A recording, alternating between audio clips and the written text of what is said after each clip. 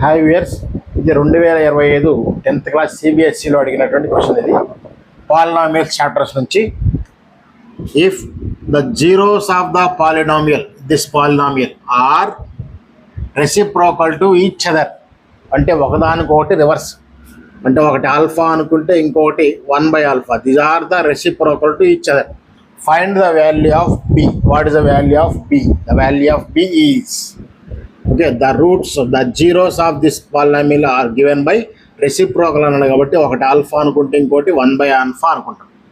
Already మనకి ఇచ్చిన condition ఏంటి? ఇచ్చిన polynomial ax² plus bx plus 2a/b.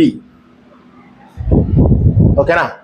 ఇక్కడ దీన్ని ax² ప్లస్ bx ప్లస్ cతో కంపేర్ చేస్తే, ఈ రెండింటిని కంపేర్ చేసినప్పుడు మనకి ఏ వాల్యూ ఏనే, బి ప్లేస్లో బీనే ఉంది, సి ప్లేస్లో 2a/b వచ్చింది. ఓకే, ఇక్కడ రెండు రెసిప్రోకల్స్ అన్నారు కాబట్టి alpha into 1/α, alpha into beta కలుపుకుందాం.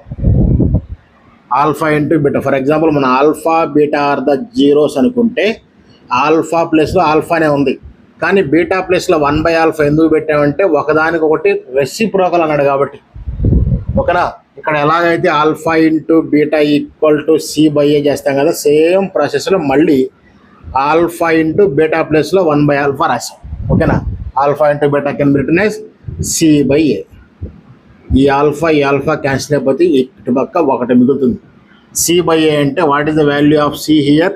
2a/b. ఏ వాల్యూ ఏనే ఉంది కాబట్టి ఏ క్యాన్సిల్ అయిపోతే we have 1 equal to 2/b. Therefore b equal to 2. The value of b in this case is